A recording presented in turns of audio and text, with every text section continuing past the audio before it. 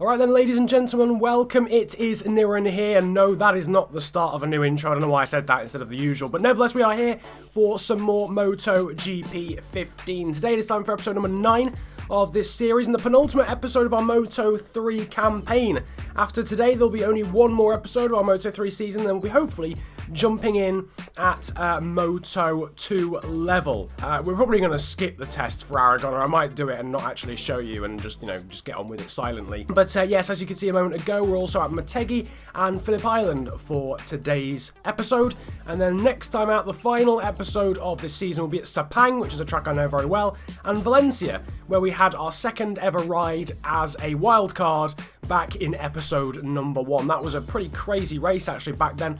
Talking of crazy races, Aragon. Last time out, if you missed the last episode, it was a very, very interesting race. Lots of incidents, lots of crashes, and a very jumbled up order in the end after a fairly decent race at Misano. If you haven't seen the episode before that, then you definitely need to go and check that one out. Brno and Silverstone, both in the wet, were very, very intriguing races.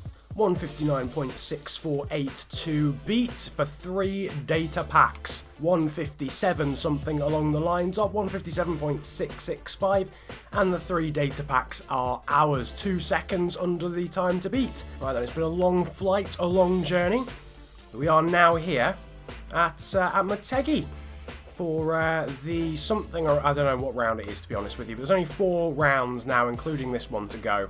Yet again though, for this Japanese race, our objective is 8th position, but our team leader, the man that we're aiming to beat, is Miguel Oliveira. You'll be properly surprised to know that this is a track that I haven't ridden in quite some time, since my last MotoGP game, which was back in 2010. We are ready and poised for action. Our 2 teammates left and right, I think it's, it might be Miguel Oliveira over on that side. But anyway, bike development, we've got 3 data packs, obviously, from that test. And we are going to spend 2 on the brakes to get them to level 2. And then we're going to put another one on the suspension to make that level 1. Boom shakalaka, we've got a level 1 chassis, level 1 suspension, level 2 brakes.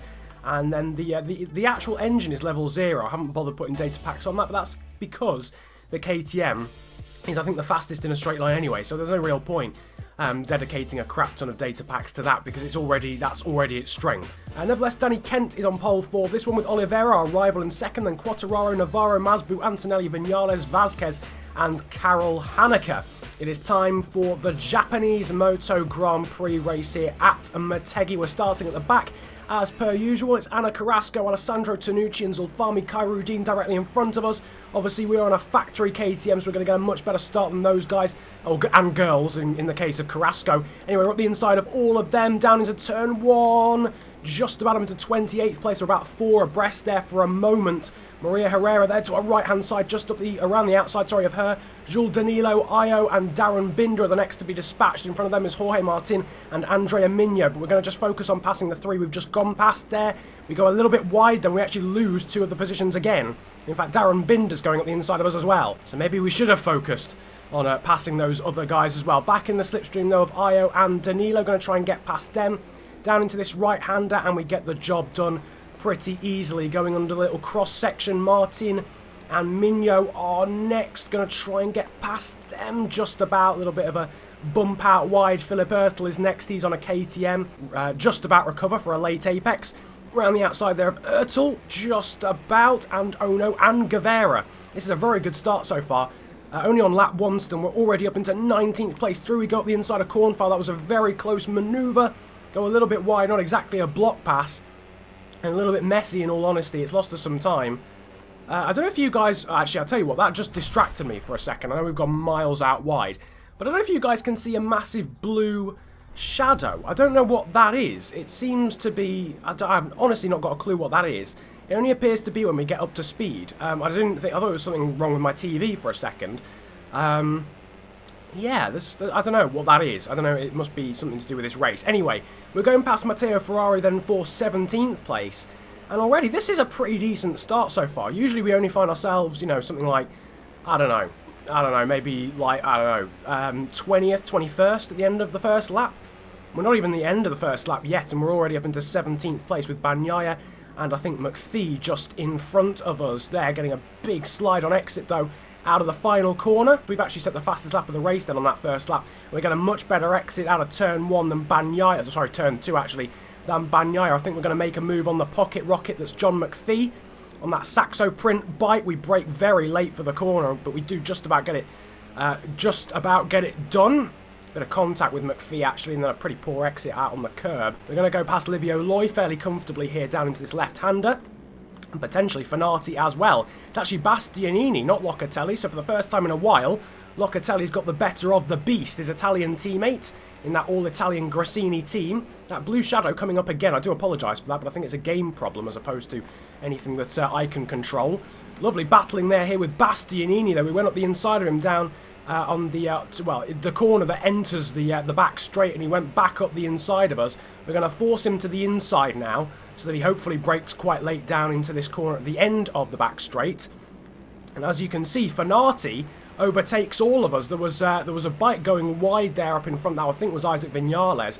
We've gone back past Bastianini though, but some real bumping and grinding between ourselves and the Italian rider, and now a bit of contact with Fanati as well. We'll get the slipstream on him, but it looks like there's a fantastic battle going on up in front. Someone went onto the grass up in front of us, and I think that was Isaac Viñales, who, for those who watch MotoGP but not any of the other classes, he is the brother, the older brother actually, of Maverick Viñales. So this is, I think, a 7-way scrap, and we're now going to make it an 8-way scrap, because we've now latched onto the back end of Locatelli. We're in 12th place, Locatelli, of course, in 11th. They get a really good exit out of there, though, and we're going to go past Locatelli with ease in the end. Haneke, one of our teammates, is directly in front of us. Don't want to make contact with him. So this is going to surely get messy down towards the end of this straight. They're going to try and fan out and make it 4 abreast.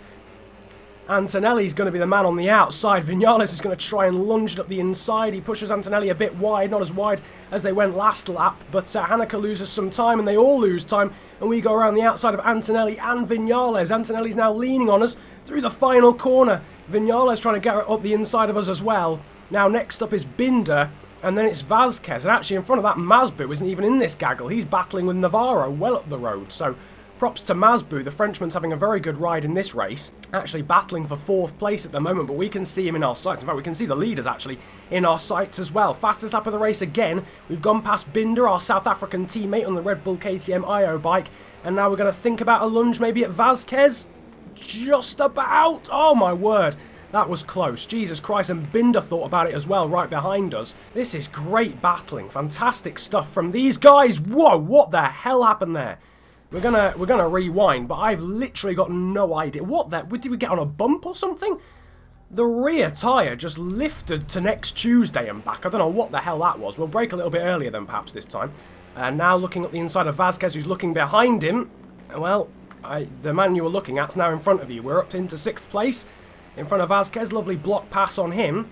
The Estrella Galicia bike and a Saxo print bike. I reckon we can get both of them down into this corner. We brake late. We use Masbu as a bit of a break. We've gone well wide though there. And Navarro, we came back on. Navarro made contact with us. I suppose we caused that by lunging so aggressively up the inside. And I do apologise to Jorge Navarro, but it's now Masbu alone who we have to challenge for 4th place. I suppose Navarro probably did have to be a little bit more aware there. We're going to try and get at Masbu here now as well. Around the outside potentially, or maybe with the cutback. With the cutback we do a bit of a bump there on the back end of Masbu. I've got to say, I think Oliveira, Kent and Quattararo are a little bit too far up the road here. Up in front, it's looking like 3 abreast between Kent, Quattararo and Oliveira. And again, what is that rear tyre glitch going on? I'm just using the front brake, and then for no apparent reason, the rear tyre just lifts up massively, and now we've been hit massively by Masbu in the rewind. Thankfully we don't go down, otherwise we would never have been able to rewind that one. Anyway, what I was saying was the guys in front were 3 abreast. One more lap, we would have won the race in all honesty, and those guys still 3 abreast through the final corner. We almost get out of the seat though. Massive slide coming out the final corner. I think Oliveira will win by the looks of things from Kent, Quattararo and ourselves in 4th place. Not without some jeopardy though throughout that race, it has to be said. Mainly because of our rear tyre. I don't know what the hell was going on there. But Oliveira wins from Kent and Quattararo. Then it's ourselves in 4th, Masbu 5th, Vasquez and then Binder 6th and 7th. Antonelli got the better of that massive scrap for 8th, then Viñales 9th. Bastianini, Haneke, Locatelli, Navarro, McPhee, Fanati and Livio Loy. So unfortunately this game did have its wicked way with extremely boring results and did kick Livio Loy out of the points. As you can see though, after that result and after Navarro, well, I don't know, pick and choose. Was it our fault or was it his fault? Drop it in the comments section. But after his fall, we have passed Jorge Navarro and Brad Binder has as well. Quartararo is still in the championship though, from Kent, Oliveira and Vasquez. Behind Navarro is Haneke in 8th and Viñales and Masbu after a good race here today for 5th. Then it's Bastianini, Antonelli, McPhee, Fanati, Locatelli, Ono and Bagnaia, the only point scorers. Livio Loy's moved up a few positions after that 16th place today. Now though, it is time for Phillip Island, the Australian Grand Prix, and we're going to fly again. Another flyaway race here before we return to, well, no, another flyaway race actually to Sepang, and then I'll return to Europe for the final race at Valencia. This is of course going to be the second and final race of today's episode. As you can see, we'll be looking for another return to the podium. We took a podium at Aragon and we'll be looking actually for another win at some point as well. We obviously won at Silverstone, but we'll be looking for another one, really, ideally, before the end of the season. Right then, Phillip Island. It's a track, let's be honest, that pretty much everyone loves. It's very flowing. It's one of them very much old school tracks, not one with, you know, sharp 90-degree corners left, right and centre. It's very flowing, left and right, quick corners absolutely everywhere, especially the first two. There you can see the grid though in the background. Again, another good qualifying for Alexis Masbu, and again for Livio Loy as well. He missed out on points at Motegi, but he'll be looking for some points today. He starts 12th, McPhee all the way down in 18th. He's actually behind Guevara on the grid as well, so not good for him. And for the first time all season, I think, we've not got one of the female riders on the last row of the grid, which is ridiculous in itself because Maria Herrera is a fantastic rider in real life. But for some reason, this game does not see that at all. The female Husqvarna rider will hopefully be a lot better AI-wise on next year's MotoGP game because she's a lot better in real life than this game gives her credit for. Anyway, we are off the grid for this 6-lap race at Phillip Island, and already down towards turn 1. We're up into 28th place, looking around the outside of Maria Herrera, and Jorge Martin is in front of us on the Aspar bike. You, I'm sure, see what I mean about the fairly fast and flowing first few corners around the outside. We're up into 25th already. That's Stefano Manzi in front of us. Ertl, who clearly had a shocker of a qualifying, is right behind us. But yeah, Manzi, Cornfile and Danilo are next up. It looks like another San Carlo Mahindra bike next up as well. That looks like it's Matteo Ferrari. We go wide there though through turn 3 down into the hairpin. Looks as if there's no casualties, but there are. John McPhee goes down, which is pretty much going to end his hopes of points in today's race. And he is down right at the back. And it looks as if he didn't really get much help on crashing there, in all honesty. It looks as if he went down all by himself. Nevertheless, next up is Juanfran Guevara, who, may I point out, Juanfran, if you're watching this video, which is very unlikely, I have to say, thank you very much for liking one of my tweets, the first ever MotoGP rider to like it. Anyway, that's completely beyond the point. We're going around the outside of him there through that right-hander and down the hill. We have the inside. Looks as if there may have been a crash actually at the road, but no, apparently not. People just going very slowly. A few of the VR46 bikes there going very slowly indeed. But Migno there is directly behind Fanati, who is underachieving dramatically in this race so far. Around the final corner we go though. Got Nicky Io currently in front of us, who's quite close to points. We're going to get in his slipstream and we're going to take that position. Fanati and Bagnaia are getting far too comfortable on each other going through the first corner. We're going to try and lunge up the inside of both of them down through turn 2, and we get that job done. We also go past Migno as well in the process. We've got superior speed here than Ono and Livio Loy, so through this left-hander we're going to go up the inside and we get that job done. I love this corner. It's almost like the waterfall at Laguna Seca, but slightly more stretched out. Down the hill we go. Someone goes very wide. That was Antonelli up in front, as Livio Loy gives us a bit of a bash as well. Tells us to hurry the hell up, and we are doing so by going around the outside now of Enea Bastianini through the penultimate corner. Looking as if we may get the slipstream here on Locatelli and Co in front of him. That's Antonelli, and it looks like one of our KTM IO teammates as well. And look at this closing speed. I think we're going to pass all of them down towards turn 1, but as soon as we get out the slipstream we actually lose all that pace advantage.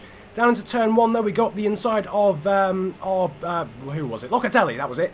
on the Grassini bike, but we don't quite get past Antonelli and Haneke. It is the Czech rider who is in front of him. He's gone past Antonelli, but Locatelli's gone up the inside of us again. Antonelli and Haneke then next up. Big group as well in front of that we can try and close in on, probably by the end of this lap, to be fair. If we can dispatch Antonelli and Haneke fairly quickly, and with exits like that out of that left-hander, we should be able to do so, and we do. Next up then, big group of riders. We've got Masbu, Binder, Vazquez, Vinales and Navarro, and Vazquez and Vinales going miles out wide there through that right-hander. And poor Vinales just getting shoved out wide there by Efren Vazquez, but Vazquez has lost time himself, and it's allowed Masbu and Binder through round the final corner. We are fanning about all over the place. This is fantastic racing. We're in the slipstream now of Vazquez. We're going to go to the outside because then that puts us in the slipstream of Masbu. And we won't make a move on him. We're going to try and get round the outside of the Leopard bike of Vazquez. Masbu there just putting us up a little bit, and that allows Vazquez to sneak back up the inside on that turquoise Leopard bike. Behind us is still Isaac Vinales as Vazquez and Masbu go a little bit wide and then chop us up. We don't want to be stuck in this battle for too long though, because you can see Quartararo, Kent and Oliveira, the top three, are not too far away from these guys in all honesty. And again, we get great exit out of that corner and pass another two riders through there, Masbu and Vazquez this time. Next up, Binder and Navarro, who are leaning on each other. The KTM and Estrella Galicia riders respectively. We go up the inside though of them whilst they focus on each other, and through we go up into fourth place. We've now got over 2 laps to catch and pass the top 3, which should certainly be enough as Binder tries to get around the outside of us. Navarro tries to get up the inside, and Binder might just have the inside through this penultimate corner. May just hold on. No, he does not. Brad Binder and Vazquez actually behind us still aren't that far away, so actually we could end up dragging those two with us. And again, that rear wheel just gets up again. It's ridiculous. I don't know what this is all about, and it's allowed Vazquez and Binder back up the inside. Vazquez looked absolutely out of control as well, so thankfully he didn't make contact with us. But again, that rear wheel down into hairpins is just, and slow corners, is just really ruining our laps for some reason. But anyway, we managed to get away with it. We go back past Binder again. So with 1 lap to go as we exit the final corner, can we win here? Danny Kent right in front of us. 2 Brits in this battle. 1 Frenchman and 1 Portuguese rider in the shape of Oliveira. Down towards the hairpin again.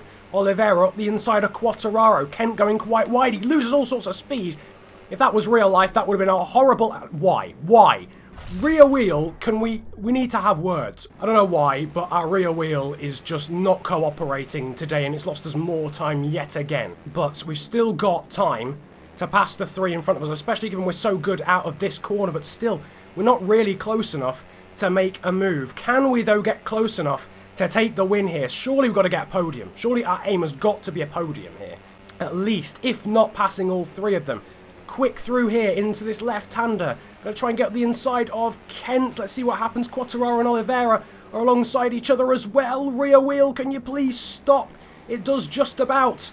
Play ball in the end, and we go right around the outside of Oliveira and Quartararo. Kent managed to get up the inside of all 3 of us and has gone from 4th to 1st. Now coming through the final corner, can we either slipstream him to the line or take him out of the final corner? Danny Kent to the line. We're going to get in the slipstream of him down towards the start-finish line. We duck out of the slipstream. We're going to take the win. Surely we do from Danny Kent. It is a British 1-2, but we take our 2nd win of this series with a slipstream to the line. And we take the win by just over 1/10 of a second from Danny Kent. It all got really messy down into that downhill right-hander. Quartararo and Oliveira pushing us really far out wide. And our rear wheel, again, doing its best to completely annihilate any chance of victory, but we do get the win. Vazquez 5th, Binder 6th, and Navarro, Masbu, Vinales and Haneke rounding out the top 10. And again, Livio Lloyd comes 16th. Can someone get that guy some good luck, please? And after another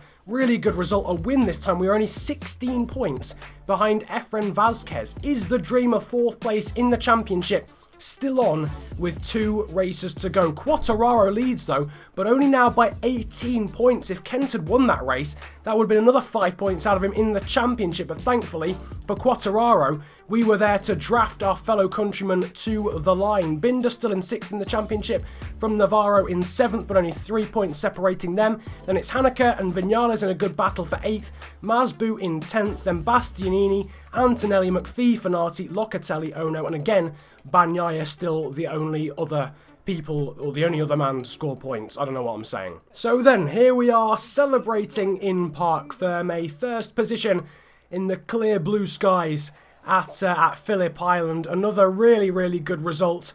A win in the rain at our home Grand Prix and a win in the sun in Australia at Phillip Island as well. This time for our new employers. We won at Silverstone for Mapfre Aspar. So our first win for Red Bull KTM IO, and a very cool win at that, drafting Danny Kent there to the line in typical Moto3 circumstances. So then I think that pretty much rounds up today's episode. As you can see, next episode will be the final 2 races of the Moto3 season, so do make sure you stick around for that sometime in the next 7 days at Sepang and Valencia after a good race at Motegi.